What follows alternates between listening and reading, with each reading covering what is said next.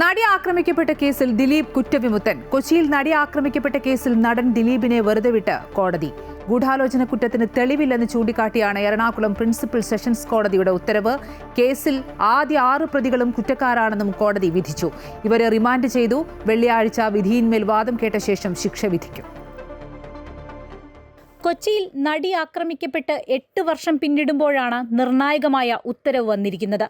നടിയെ തട്ടിക്കൊണ്ടുപോയി ബലാത്സംഗത്തിന് ഇരയാക്കി ദൃശ്യങ്ങൾ പകർത്തി എന്നതാണ് കേസ്.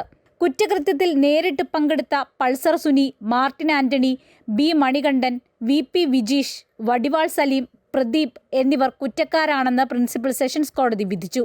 ബലാത്സംഗം, തട്ടിക്കൊണ്ടുപോകൽ, ഭീഷണിപ്പെടുത്തൽ, തെളിവ് നശിപ്പിക്കൽ, IT ആക്ടിലെ വിവിധ വകുപ്പുകൾ തുടങ്ങിയ കുറ്റങ്ങളാണ് 6 പേർക്കുമെതിരെ ചുമത്തിയിരിക്കുന്നത്. എല്ലാ കുറ്റങ്ങളും തെളിയിക്കപ്പെട്ടു.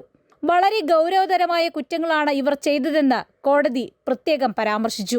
ദിലീപിനൊപ്പം 7ാം പ്രതി ചാർലി തോമസ്, 9ാം പ്രതി മേസ്തിരി സനിൽ, 15ാം പ്രതി ശരത്ത് എന്നിവരും കുറ്റവിമുക്തരാക്കപ്പെട്ടു.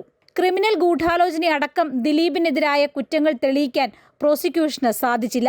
ജയിലിൽ വെച്ച പൾസർ സുനിയെ ദിലീപിന്റെ ആളുകളുമായി ബന്ധപ്പെടാൻ സഹായിച്ചതിന് മേസ്തിരി സനിലിനെതിരെയും തെളിവ് നശിപ്പിച്ചതിന് ദിലീപിന്റെ സുഹൃത്ത് ശരത്തിനെതിരെയും തെളിവില്ലെന്നും കോടതി വ്യക്തമാക്കി. കേസിൽ അപ്പീൽ പോകാനാണ് പ്രോസിക്യൂഷൻ തീരുമാനം.